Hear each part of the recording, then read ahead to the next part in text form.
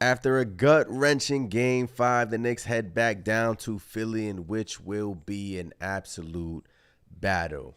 We'll talk a little bit about Game 5, but it's on to Game 6. Let's run that intro. They're playing basketball. Basketball. You're listening to the Knicks Nation podcast, where we've got all your Knicks needs covered. Puts up a three. Bang! Bang! He ties the game! Now, live from the city that never sleeps, here are your hosts, Anthony and Chris. What's up, Knicks Nation? We are back doing a podcast, episode 50 of the Knicks Nation podcast. Appreciate every single one of you for tuning in, hopping in here. Look, Game 5 was brutal. As we all know, Game 5 was brutal. Couldn't sleep last night, Chris. Woke up today just with a knot in my stomach. But as the day progressed, started to get ready for Game 6 and whatnot. But Chris, how are you? I'm as good as I possibly can be after that Game 5 finish, man. Look, it was a tough loss. Talk about an emotional roller coaster. I mean, 25 seconds away from closing out the series and, moving on to the second round. But look, man, it didn't happen. A gut punch to the New York Knicks and the fan base, Yes. A tough pill to swallow. But like you said, man, woke up not feeling the best, couldn't sleep. But it is what it is. We got to move on. It's on to Game 6, and we have business to take care of. How you feeling, Ant?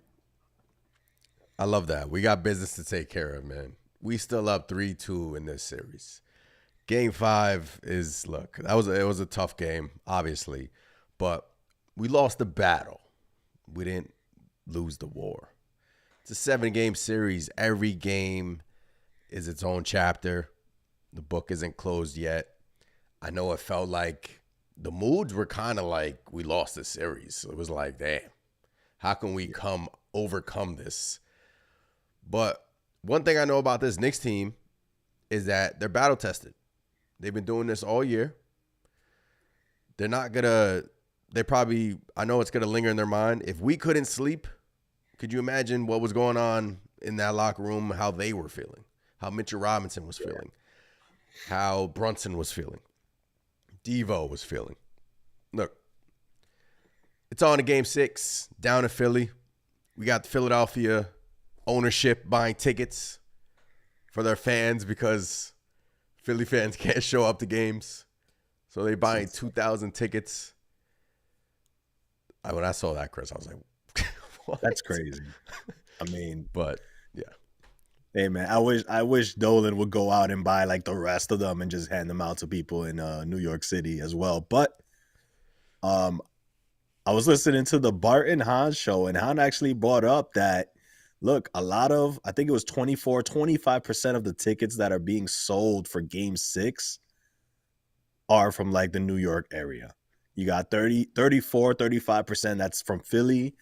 And then you got, I think, like 15 or 18% that's coming from like Jersey, which could be both ways. So, Yeah. Look, man, Game 6, regardless, it's going to be crazy in there. It's going to be crazy over in Philly. But I know Knicks Nation is going to travel, and we're going to be heard out there in Philly, just like the last game out there. But going back to Game 5, man,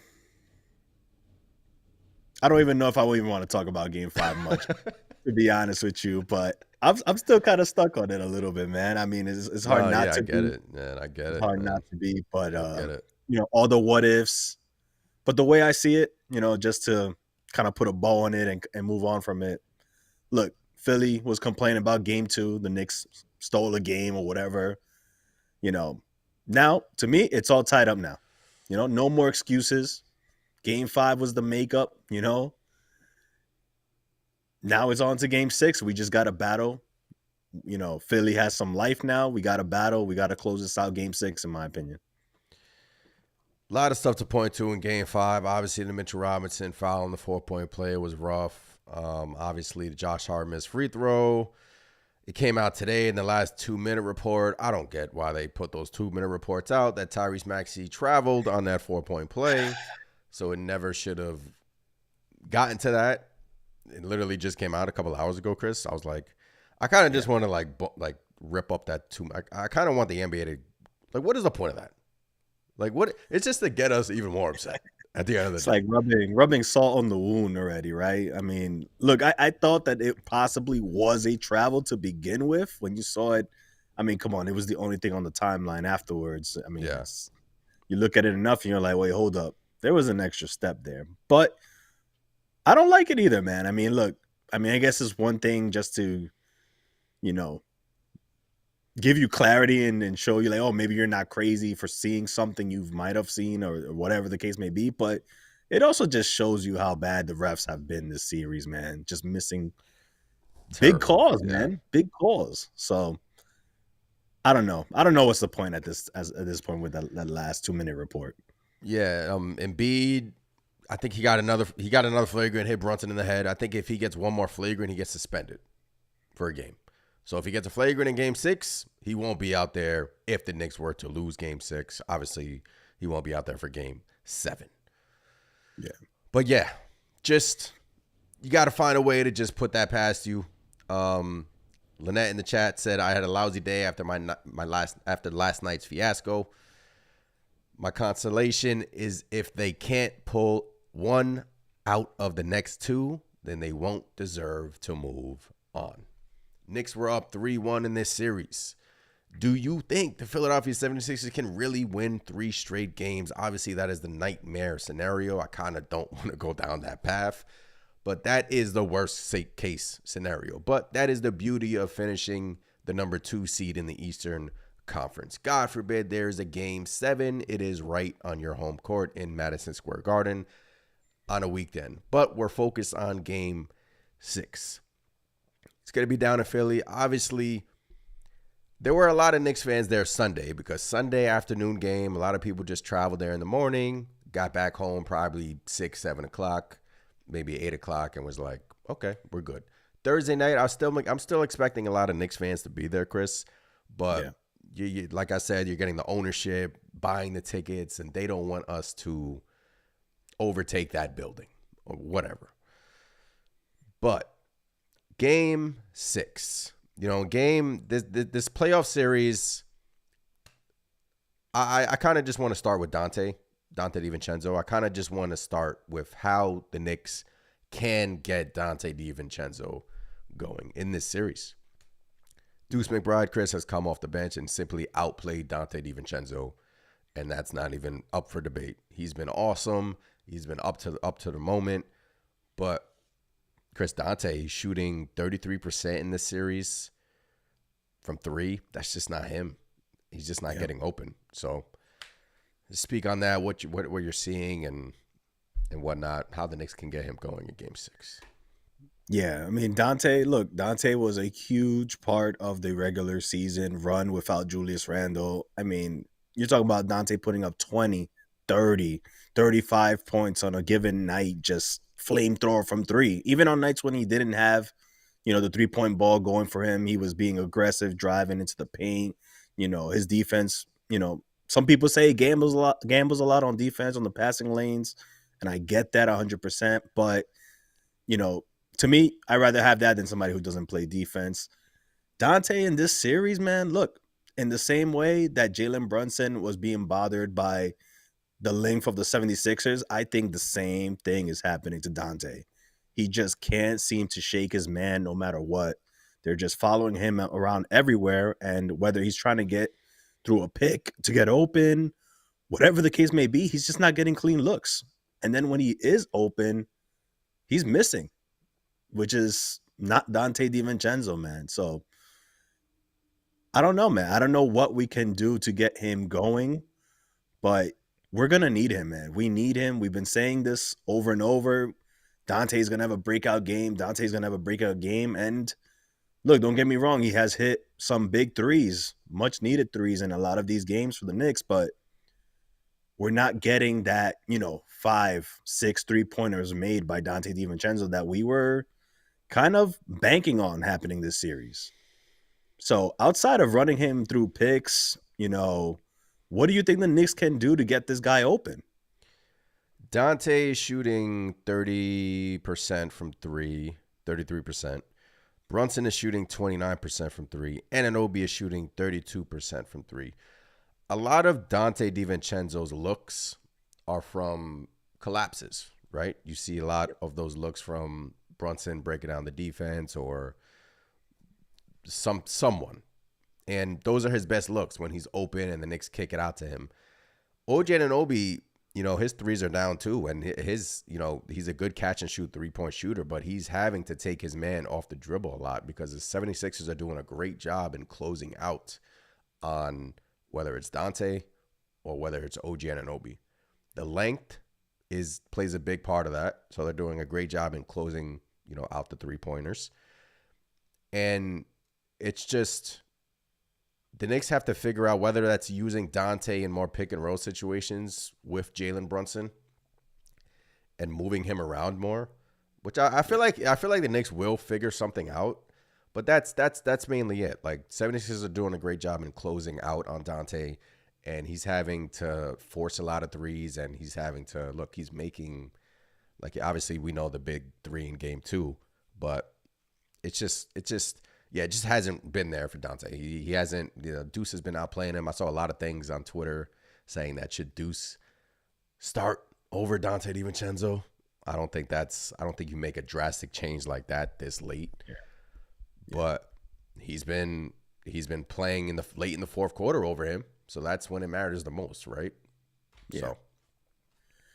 Yeah, I agree. Look, I think running some actions with JB and Dante is a start, right? It's just give it a different look, see if you can make something happen. Kind of similar to what the 76ers are doing with Joel Embiid and Tyrese Maxey, right? What you're seeing is all their players go to one side. Tyrese Maxey, Joel Embiid is running a pick and roll. Not that I'm saying run a pick and roll between JB and Dante, but you get the idea. You want those two guys in an action where, maybe JB just does a quick little pass to Devo, and his jump shot is, his release is quick enough that he can probably get something off. Yeah. I hope, look, if I had a bank on it, I'm sure Tibbs is going to come up with something or some way to get him open looks. Look, it's game 6. We're going to need Dante DiVincenzo, man. We're going to need Dante to give us a boost, man, because, missing Bogdanovic, I think, kind of hurts now, man. We're the rotation is just shrinking and shrinking, man, and we need these guys to step up. It can't just be Jalen Brunson, because we saw in game 5, Jalen Brunson tried his best to take us to the finish line in that overtime, and it was just too much one-on-one ISO ball and everybody just standing around watching, man. We cannot have that happen. Yeah, now with Bogey down, the rotation shrunk to 7 guys. Precious didn't get any playing time in game 5. That was a huge topic today. Whether, I thought Precious should have been in there either in the late game situation, subbing out for Mitchell Robinson or whatnot. But hit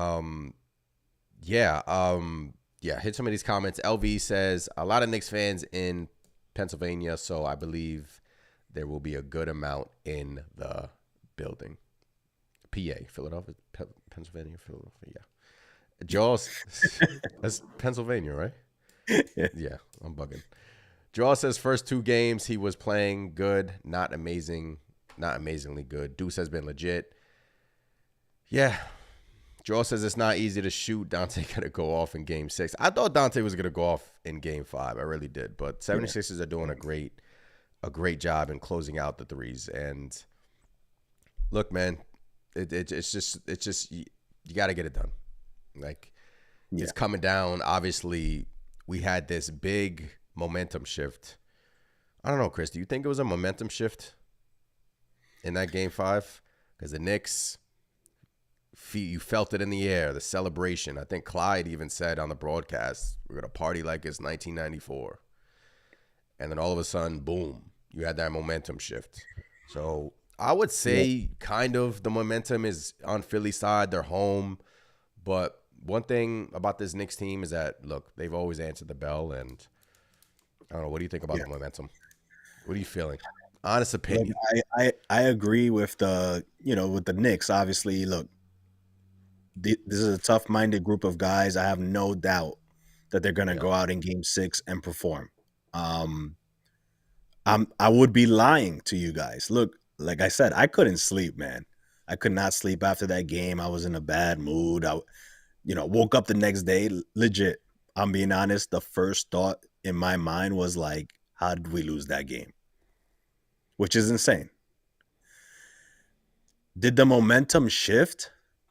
All I've been saying since we went up 3-1 is you cannot give Philly hope. You got to take them out. Do not give them any confidence. And look, Philly, for the most part, mailed it in Game 5.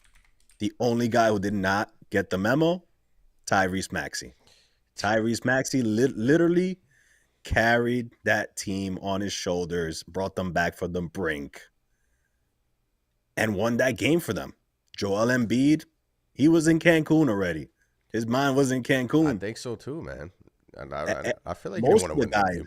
But yeah, most of the guys on the he needs to thank Tyrese Maxey, man.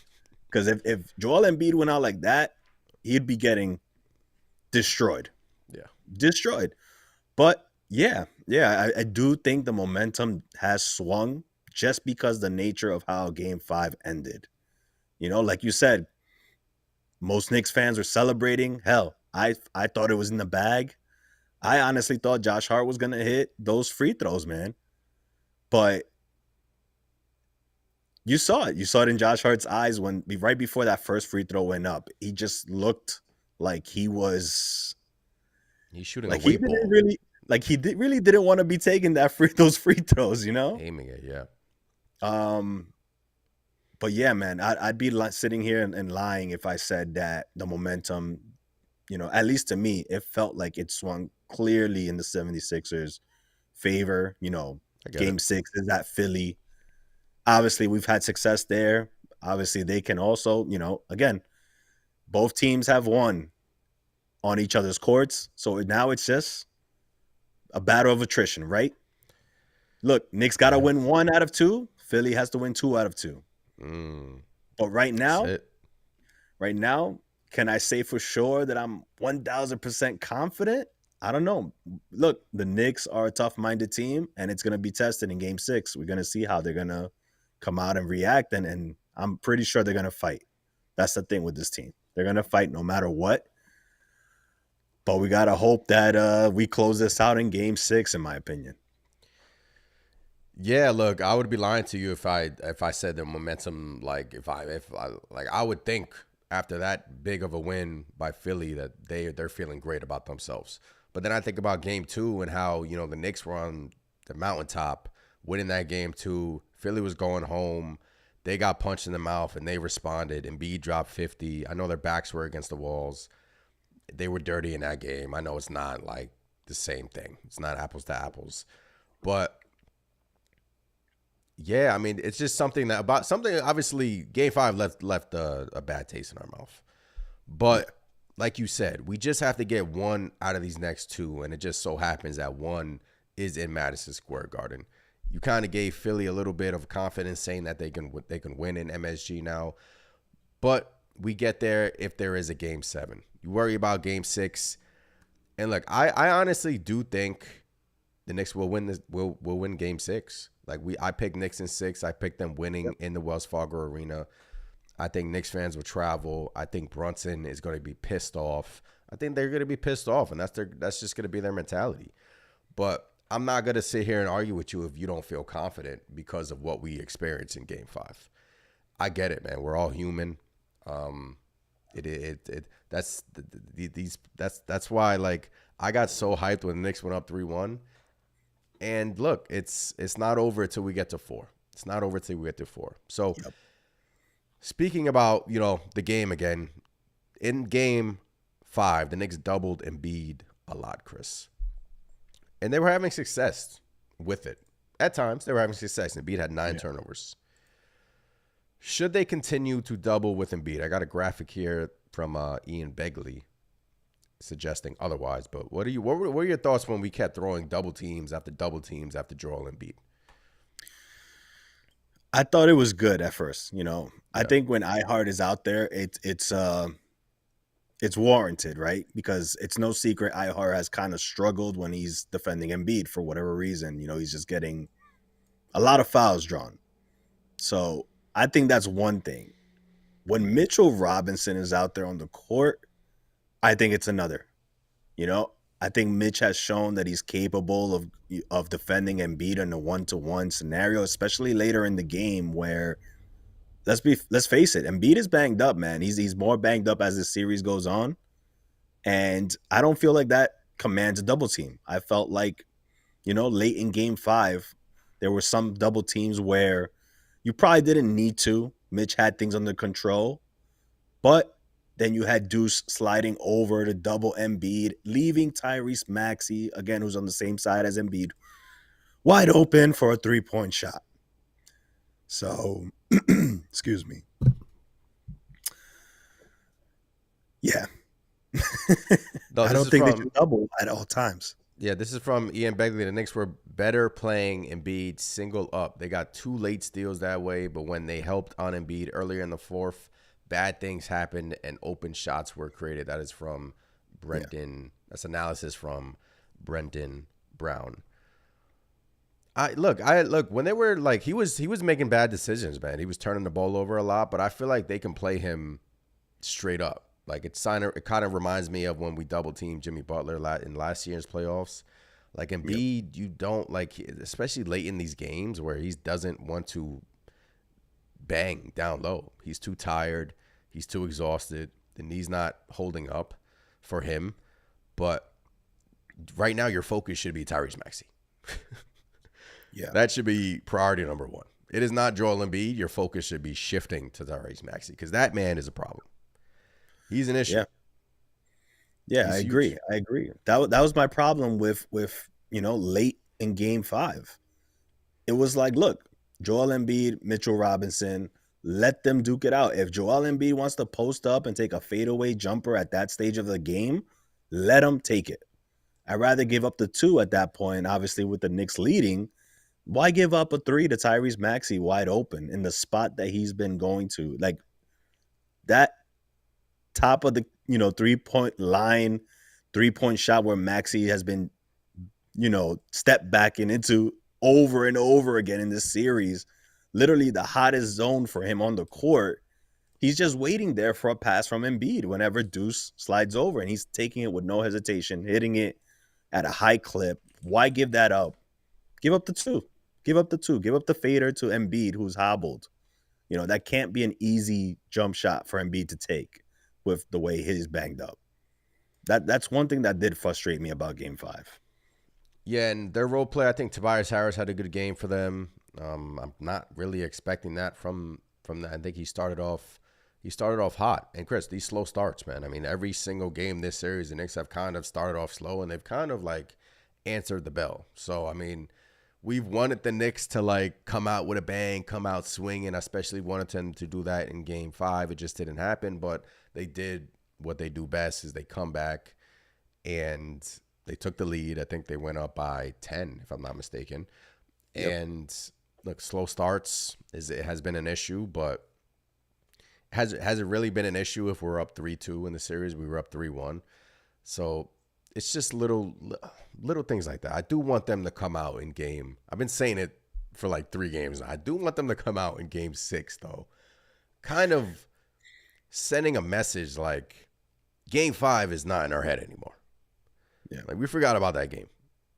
And you want them to kind of look like things are clicking, getting Dante involved early. Anunoby's been absolutely incredible. Oh, man.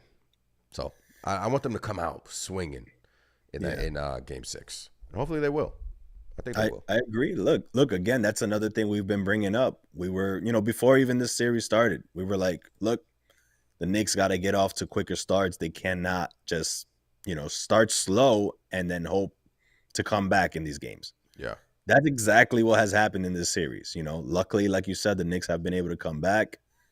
tie things up, take the lead. In game 5, they went up by 10, which, in my opinion, I wish they were able to hold on to that lead and just add on to it. But this is the playoffs. Look, at this point, these teams know each other inside and out. They know what they're going to run, what they're going to do, and it's just basically who can make tougher shots, right? Yeah. So, I mean, I agree. I hope the Knicks come out in game 6, pinpoint sharp, get everybody involved. In a perfect scenario, that would be the case. But I do believe we cannot afford to start slow. Not in Philly, because they're just going to be just as amped up, in my opinion.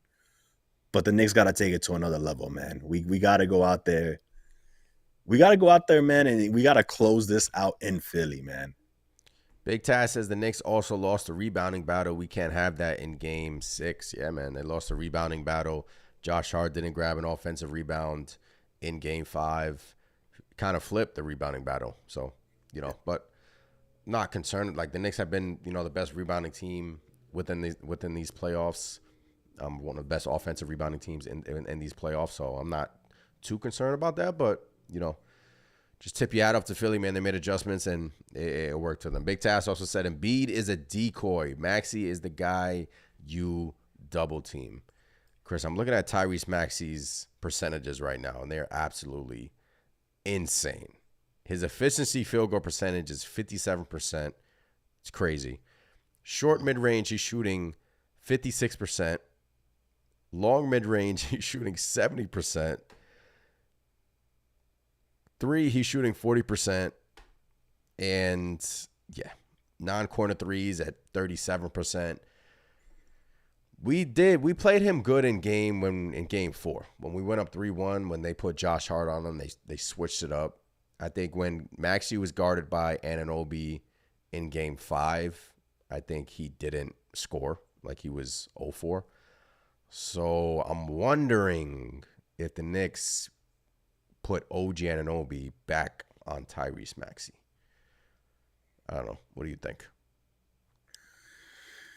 I mean, I think that's the toughest puzzle to crack, right? Yeah. I mean, Tyrese Maxey's dynamic. He has that speed. So while you do say put OG Anunoby on, how many times have we seen Tyrese Maxey take him off the dribble, go through a pick and roll, lose OG and just drive to the rim at will and basically draw foul after foul as well.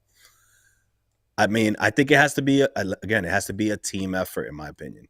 You got to throw a little bit of OG. You got to throw a little bit of Josh Hart, Dante. Everybody has to do it by committee, in my opinion. It's just tough when you have, Joel Embiid out there setting these screens for him, and then you have Mitch or iHart or, out there in a kind of on an island, having to either defend Maxey when he gets by. That's their bread and butter, man. That's the 76ers bread and butter. I feel like we have made good adjustments to it, but you got to choose. You got to pick your poison, right? Yeah. Is it going to be Embiid that you're going to stop, or is it going to be Tyrese Maxey? I think at this point, I'll take my chances with Embiid, and I would double Tyrese Maxey. I would send it at Tyrese Maxey. I don't think you can try to like throw some things at him, like trap him. Yeah, just different looks, looks, But that's not to say leave Embiid on an island by himself, hitting jump shots or threes or anything like that. But that's the chess battle, man. That's the battle when it comes to the playoffs. These are things that the Knicks have to figure out for game 6, man. Yes, they do. Paul in the chat says when you double him, just don't do it off Maxey. A bit too much drop coverage on Maxey. He's talking about when you double Embiid. You don't want to like take your defender off of Maxey, and Maxey is right by Embiid. They're smart, but yeah, that it's just little adjustments like that I feel like the Knicks can make in game 6. They're gonna throw everything at Philly. And another thing I notice is every time Philly makes a little run and the Knicks call timeout to kind of calm things down and to kind of get their plays in order, to draw up a play coming out of a timeout. Every time after that TV break, what is Philly doing? They go into zone. Yeah. They go into zone to throw off the Knicks play, and it's working. for the most part. And the guy who was killing them in that zone, unfortunately, got surgery today and hoping for a speedy recovery in Bogdanovich. So it's just little things like that Knicks have to be cognizant of. Every time a timeout, you take a timeout, expect Philly to come out of that TV break or that timeout in a zone defense. So every time I'm like, they're going zone after your timeout. Come on. I'm sure Tibbs is going to, I'm sure Tibbs has noticed that he's going to have a counter for his counter, You're going to have to drop one play, but as soon as that zone, he's going to throw up his hands and motion for something else. And look, if there's one thing that I do know will happen, that you can bank on is the Knicks will be prepared for Game 6. I thought in Game 5, just a lot of uncharacteristic type of things that happened to the Knicks, where this is a Knicks team that's usually prepared and ready for late game situations. And in this case, everything just fell apart for whatever reason. But Game 6, I don't see that being the case. We'll be prepared. Man overboard says double Maxey and OG on Embiid. It's interesting to see if the Knicks go back to OG and Obi on Joel Embiid, or even Precious, man. Knicks 7-man rotation in Game 5. I kind of want them to get another man in there. Precious had such a big Game 4 that it actually surprised me that he didn't really get in there in Game 5. And I felt like in that late game situation where Mitch fouled Maxey, could have maybe subbed in Precious. Mitch is kind of prone to fouling people behind the arc, but I don't know. But do you think Precious? I think Thibs. I think you got to go at least 8, man. These 7-man rotations are tough. I think you could sprinkle in Precious in some situations to kind of lessen the load on the defense. And so. I mean, the way Precious played before, man, we all thought he was going to see the floor, after, he had 4 blocks, he had big stops, he got rebounds, in a short span of time at that, but he was effective. So I was surprised that he wasn't out there. I get it. Mitch was handling business, was locking up Embiid. I could see it both ways. Why leave Mitch out there? But again, I just think it was just uncharacteristic of the Knicks. You've heard it all throughout, social media and ESPN, the news outlets, whatever, saying that basically the Knicks didn't communicate properly. Things just didn't trickle down the way they should have. Somebody should have told Mitch, hey, if they go for a 3, get your hand up and that's it. Don't jump. Don't this. That's things that I'm sure normally would have been the case that just didn't happen. And like I mentioned, I just think, uncharacteristic breakdown by the Knicks, who are usually really prepared for these late game situations. Up on my screen, I have the free throw percentages.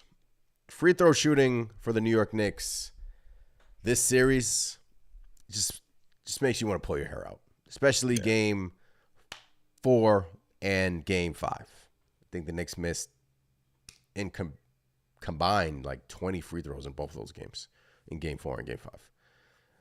10 in Game 5, and I think 9 or 10 in Game 4. Jalen Brunson's at 78%, Josh Hart 66%, OJ Anunoby 75%, McBride's doing his thing, Devo when he's getting to the line, he's hitting his shots. Bogdanovich 57%. So it's just little things like that, Chris. Free throw shooting has been, it's like free throws, man. Hit your free throws. Every point is valuable in the playoff series. I mean, when Josh Hart went to the line, I was holding my breath, and then he misses the free throw. You make 2 free throws, and you win the game. But Jensley in the chat brings up a good point. Fatigue. What do you think about? Do you think fatigue factors into that free throw shooting? I want to say yes, but the fact of the matter is our guys are conditioned for this.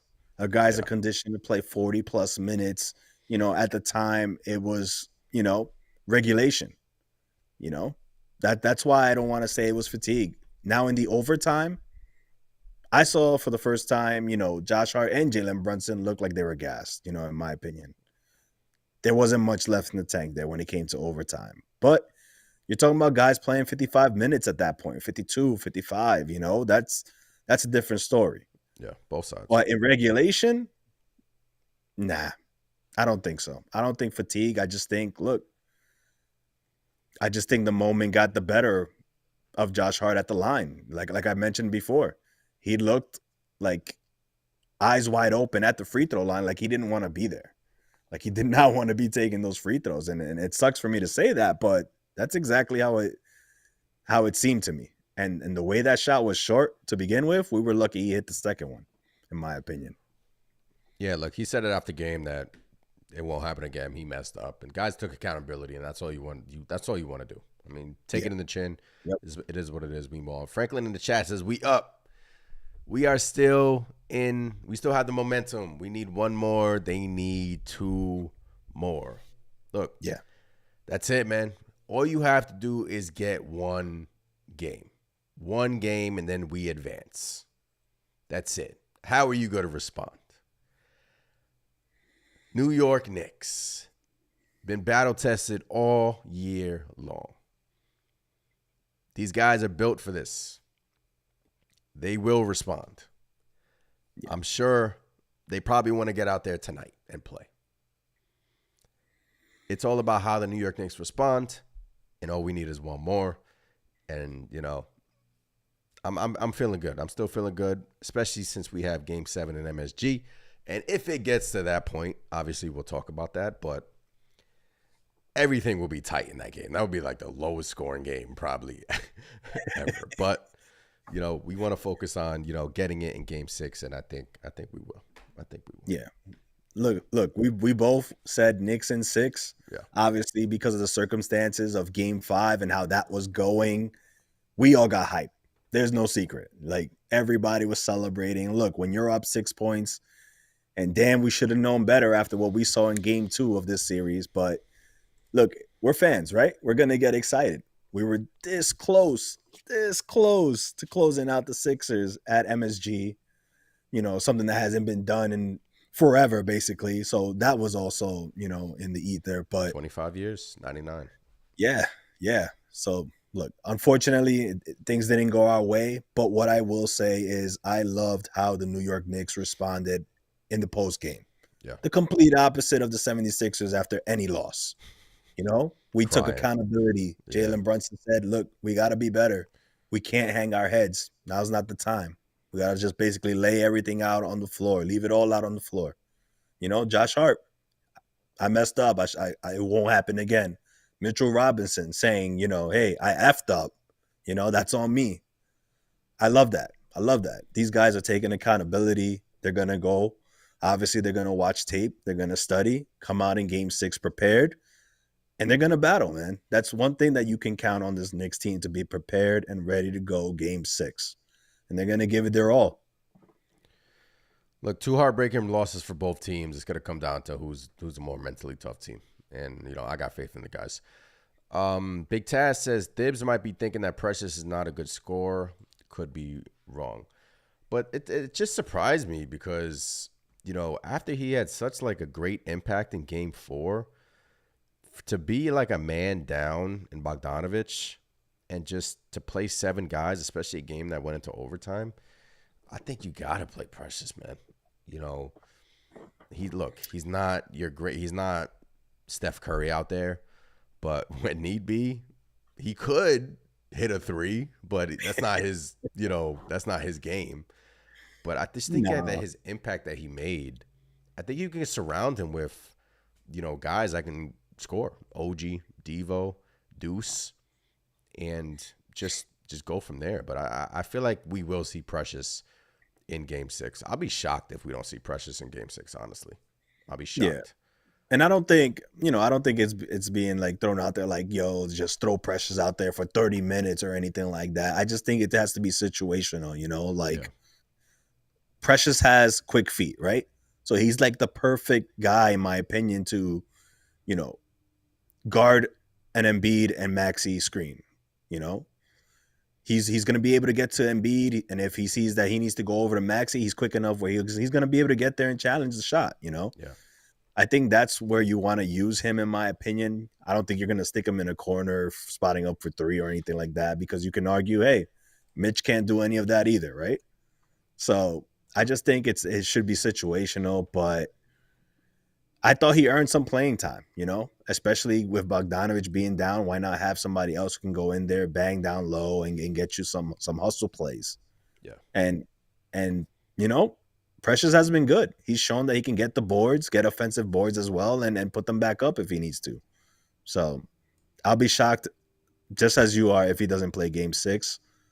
But we need more guys out there, if not for, if anything, just to give some of our guys a breather every now and then. It's the playoffs, though, man. It's not like I knew this coming into this playoffs about the minutes thing.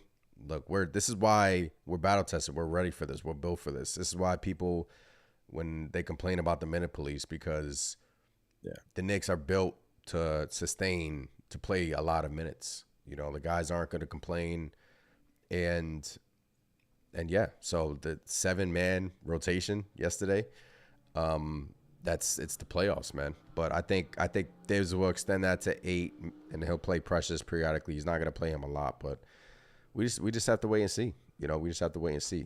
Gensley brings up a good point, though. I think he didn't put in Precious while in regulation because Mitch was a plus till about 50 seconds left. Yeah. Mitch was having a great game, and he was having an amazing game. He set the tone early in that game. He got the crowd involved. He pushed Oubre to the ground. He brought that physicality. But fortunately, we know what happened. But that's why I'm not really too torn up about it, because like I said, Mitch was out there guarding Embiid, was handling him one-on-one, poking the ball loose, like turnover after turnover. And look, it was just one bad play basically that turned everything around there. So, I get it, wanting to have, Precious out there, but at the same time, you can't fault him for leaving Mitch out there, because Mitch was doing his thing. Yeah. Mitch did his thing.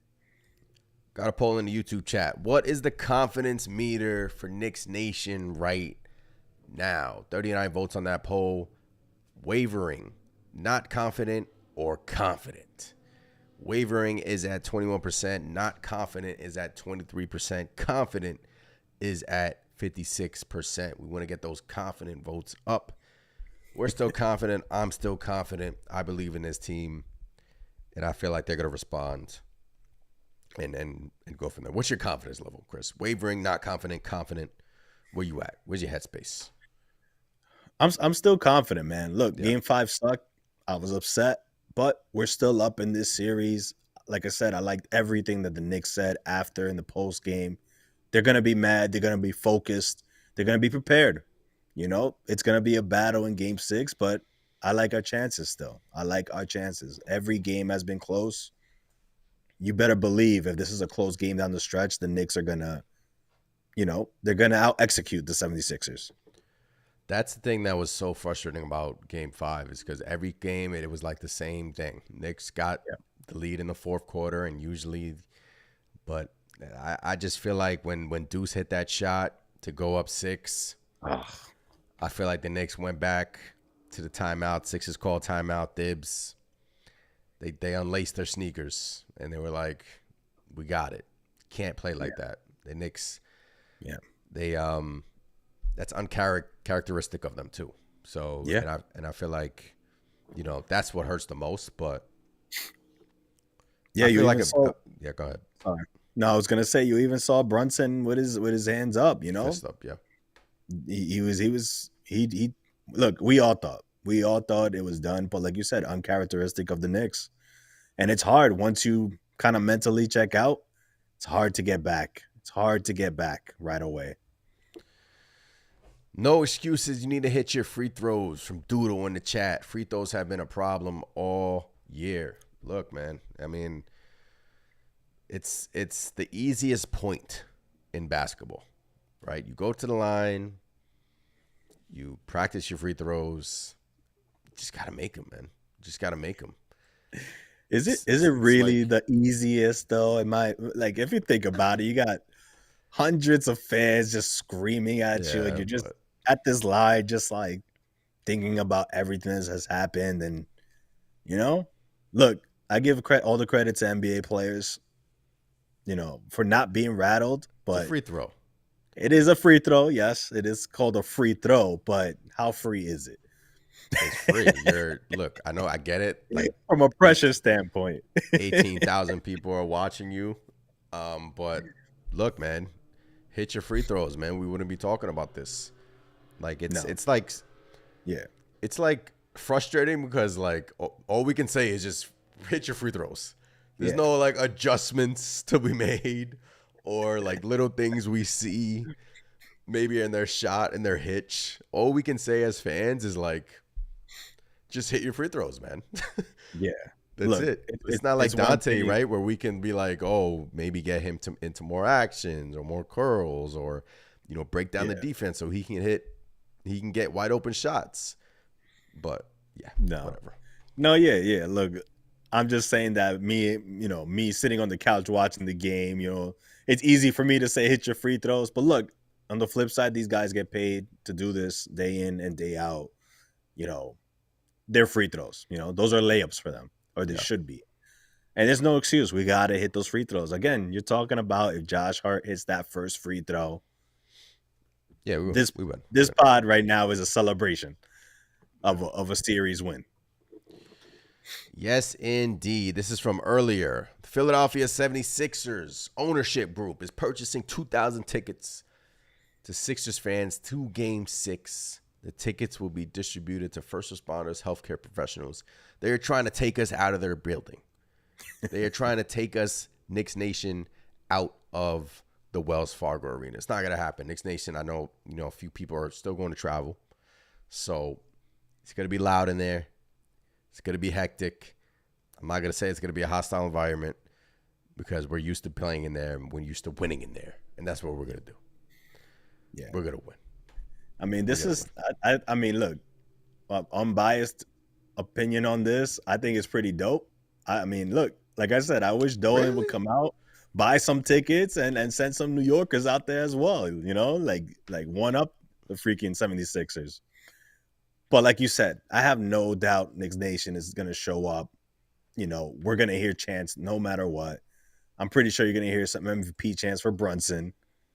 But look, the Knicks they've proven to be road warriors, man. And this is another game on the road that I'm pretty sure, look, again, I'm confident that we're going to go out there and give it our all, And I think we're going to come out on top. I've always said it, Knicks in 6. Yes, sir. Knicks in 6. We've said it before the series. I'm saying it now. We just got to get it done. Guys will respond. 9 o'clock start too, Chris. On a Thursday, the game is on the East Coast, and it starts at 9 o'clock. Yeah. Like, really? NBA? Like, Those are I don't like the 9 o'clock starts. I also don't like the 1 p.m. starts either, man. Those are like the two that historically I've never liked. But I guess if I had to choose one, it would be the 9 p.m., right? But no, I would choose the 1 p.m. You would choose the one? I don't like the 1 p.m. This game is going to end at like 11:30, 12, knowing these games. These games have been longer, so probably around like 11:30, 11:45-ish. And hopefully, obviously it results in a Knicks series win. But, when I saw that, I was like, come on. Yeah. But whatever. It is what it is. It is what it is. Doodle says in the NBA, sometimes your best defense has to be your offense. Yeah, look, the Knicks have been, I think, statistically, they've been the best in terms of efficiency-wise. Their offensive rating, has been, the best up there in the playoffs. And in this series, Chris, Brunson had the amazing game 4. Game 5, I saw a lot of things about Jalen Brunson. He was trying to put the team on his back in that overtime. We went up 5 points in that overtime, but he was just trying, I thought, a little bit too much. Could have been more passive there. And he's taking a lot of shots, but he needs to take a lot of shots because nobody else is stepping up except, obviously Deuce and, Mitch, but Devo hasn't been shooting the ball well. So in terms of Brunson, like he hasn't really been that inefficient. But last game, it kind of just magnified, you know, the last stretch, you know, especially in that overtime, the fourth shot in regulation. Do you like when you saw that? What was your feeling? Because I know you texted me a few things about it. So. Yeah. So like that's one thing that's been on my mind or was on my mind for the most part. Today was just we saw a little bit of a different Jalen Brunson, and the more I think about it, the more I have a different view on it. But look, Jalen Brunson started off that overtime. He was hot. Yeah. Hit a 3, hit a 2. He scored 5 points on his own. Knicks had the lead. But then after that, it was just dribbling down the clock and taking a tough 3. And then we all know the turnover he had with Batum, getting a good contest on him. Ihart, not really knowing what he was going to do, and he throws the ball away. But that's kind of what I didn't like in the overtime was Jalen Brunson was just going. I think he took 8 out of the 10 shots in that overtime. Yeah. Which I didn't like it because what did you see? OG Anunoby, Josh Hart, Ihart. They were all just spread out like a 5-out and nobody was moving. So I felt like they made it too easy from the 76ers because while, yes, you do want Jalen Brunson out there attacking in overtime and bringing you to the promised land, you can't make it that easy because the 76ers have 2 options, Joel Embiid and Tyrese Maxey. No matter how bad Embiid was playing, you still got to honor him, right? Mm-hmm. Everybody in the arena knows Jalen Brunson is going to take the shot. So what I didn't like was that they didn't pass the ball around. They got away from the team ball that got them there. It became all an ISO. And I felt like that just bailed out the 76ers, in my opinion. Yeah, a little bit. Yeah. I saw that too. But they were trapped. They did trap him, and then he passed it to Deuce, the top of the key, and then he splashed a mid-range shot. And I just felt like they weren't at that point. Like when everything transpired, I just feel like everyone was in shell shock. I just felt like they weren't Dibs. You saw him just staring at the clipboard and like just I don't know. But they will. They'll look. Brunson has been incredible this series. I mean, say what you want about Game 5. Did he force some things? Did he make a bad turnover? Yeah, but one thing I know about Brunson is that he's gonna respond and he's gonna prove everyone wrong. That's what he does. And then the funny thing is, Maxey had that great game, that big shot, and all you heard today was, is Maxey the next face of the NBA? And, when Brunson had that great Game 4, you didn't hear any of that. So, yeah, it is what it is. I mean, not only that, but Jalen Brunson had a hell of a game as well. Look, I get it. The winning team will overshadow anything that the losing team does, but come on, man. I still think at the end of the day, look, you do want Jalen Brunson taking those shots. You want Jalen Brunson to have the ball in his hands, making the right decision. I just felt like maybe, he was trying to do it all by himself when he probably could have did things a little bit different. But it is what it is at this point. Knicks will be 2024 NBA champs. I'm not trusting Dante as a starter in this series. Then Mike says, I agree. Start Deuce. Getting that a lot. Start Deuce. But look, Deuce is closing out these games. If Dante's going to have another one of his stinkers, this can't happen, man. Dante, please come to the party, man. The party has started, Dante DiVincenzo. In case you forgot, the party has started. I know you hit that big 3 in Game 2, and I love you for that. Don't get me wrong. Absolutely incredible moment. But we need you. We need you to start hitting these threes. We need you to we need the Knicks to honestly break down the 76ers to get Dante open. So it'll happen.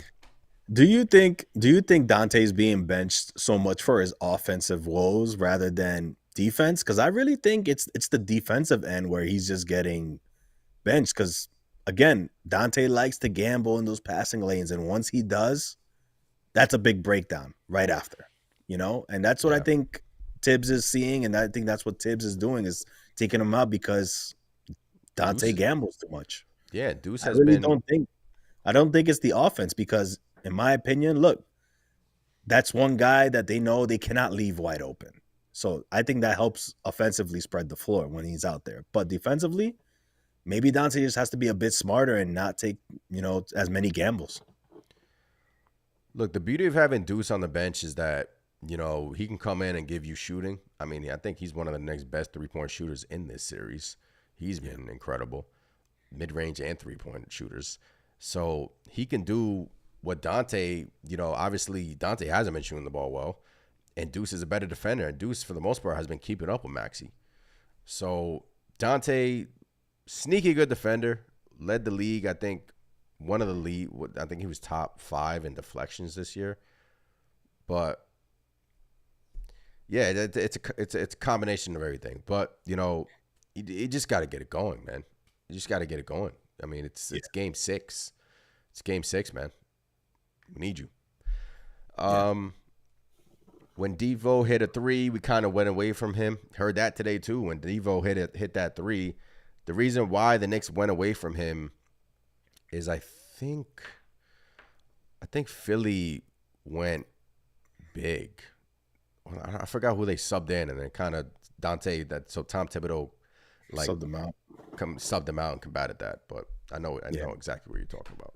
I noticed that too, and I didn't like it. It was like just when you think he's going to get rolling, because that's the thing with Dante. Once he hits one, it's like an avalanche almost. Yeah. He's going to take the next one, and again, that's somebody that, as the season has gone on, and you see how he's been shooting, he's a flamethrower. If he hits one, he's probably going to hit the next one. He's probably going to hit the next one after that as well. So I was kind of disappointed when he got subbed out. Big Tat says I'm bothered by Keyshawn Johnson saying the 76ers are the better team and should be up 3-1. Look, Big Tats, we've been going through that all series long, but at the end of the day, we just got to take care of business and shut everyone up. We got to get to 4, shut everyone up, and just that's it at the end of the day. This was the last 2-minute report saying that Maxey traveled. Like I said earlier, just throw it out. Just what are you going to do with this? What are you going to do with this? I mean, I don't know. But it is what it is, man. Look, that's the equalizer for game 2. So everything's even now, and we just got to take care of business in game 6, man. Let's close this out. Knicks news. Julius Randle is back with CAA. What? This randomly came out a couple hours ago. Randle left CAA, then went back to CAA. In less than a year, right? It wasn't even a year. Was it? Yeah, I think so. So obviously I was like, that's weird. No, that's kind of. I mean, hey man, like I said, I've said in the past, I think Julius Randle is part of the solution here with the New York Knicks beyond this season, of course. I mean, look, if anything, this should be good news, right? It means he's gonna stick around. Who knows? It could be nothing. It could be nothing whatsoever. But if I had a guess, I'm assuming he's gonna be around, man. I really think Julius Randle is part of the solution. And man, could we have used Julius Randle in this series? Miss you, Big Jew, man. Miss you, Big Jew. But yeah, thought this was interesting to bring to you guys' attention. Julius Randle is back with CAA. Knicks news. Obviously, we're focused on the playoffs, but this just came out a couple of hours ago. All right, game 6 is look, got to get it done. We got to get it done. Game 6, win the series, and then we, talk about whoever's next. But I don't want to do that. I don't even I've seen a lot of things on Twitter about off-season stuff. A couple of days ago, the rumors. I was like, come on. We got to focus on the playoffs, man. It's not time for that. It's the playoffs. It's not time for all that, man. I don't want to see Devin Booker. I don't want to see any of that right now. I want to focus on game 6, and I want to focus on beating the Philadelphia 76ers because that's what we need to focus on, and that's what we got to do. And I feel like the Knicks will close it out, and we got to get it done. It's how the Knicks respond. Yep. We lost one battle. We just got to win the war. So, yeah, man. 2 games to go. I mean, in my opinion, we got to get one of these. It's going to be game 6. It's going to be game 6. Like I said, Knicks in 6. We're going to see a focused, prepared Knicks team, and we're going to close this series out the way we should have in game 5. the way we should have in Game 5. Woo! Tris, trivia. You ready? Let's do it. Are you ready? Yes, sir. All right, here we go. What team did the New York Knicks defeat to win the 1969-1970 NBA championship? Is it the Golden State Warriors, the Phoenix Suns, the Los Angeles Lakers, or the Minnesota Timberwolves? 1969, 1970. That's a long time ago. It's a long. We got to start visualizing this. There we go. What team did the New York Knicks defeat to win the 1969-1970 NBA championship? The Golden State Warriors, the Phoenix Suns, the Los Angeles Lakers, or the Minnesota Timberwolves? You know, it's... I think I know who it is. All right. Seeing a couple of guesses in the chat. But I think I have an idea of who it is. I don't think it's the Timberwolves. So I'm going to eliminate them. Telling me it can't be the Timberwolves? No. I don't think it's the Suns either. I think I know this because, like, obviously we haven't won that many championships. So, but I'm going to go with the Los Angeles Lakers. Final answer. All right.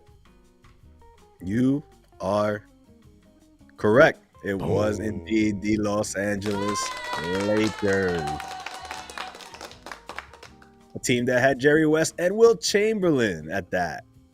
But yes, the New York Knicks prevailed and won the 70 NBA championship. Hoping the Knicks do that this season as well. Look, we're getting there. We gotta get there, but yeah, it was the Lakers. Was it Jerry? You said Jerry West was Jerry West? Yeah, Jerry West, Wilt Chamberlain on that team. Big Taz got it really quick in the chat. He said Lakers right off the bat. Shout out to Big Taz. Doodle said Lakers. Doodle said the Timberwolves in 1970. Were the Timberwolves a team in 1970? I don't think so. Hey, man, that's, gotta give you a couple process of elimination choices in there. Try to throw me off. Knicks will be 2024 NBA champs as both titles were against the Lakers. So, in case you want to try to stump me next for 2 weeks, it's the Lakers. Hey, man, I'm gonna throw some crazy question at you next time. Yes, sir. Game 6.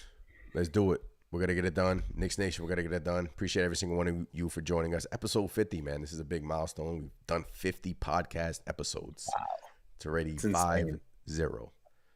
Thumbs up from the chat. Subscribe to the channel. If you're listening on Apple, Spotify, make sure you follow us there as well. It helps us out as well. Appreciate every single one of you for supporting. You can also support, become a member, lowest $2.99. Support the channel, support the movement. And also, yeah, man. Yeah, Chris. I mean, it's just support goes a long way. And, we love every single one of you.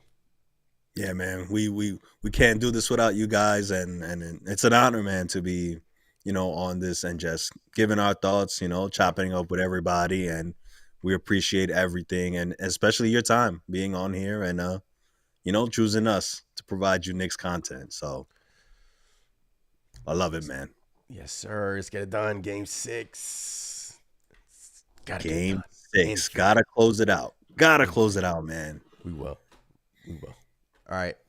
I'm Anthony from Knicks Nation. Appreciate every single one of you in here. As always, let's go Knicks. Catch you guys next time. Peace. Peace.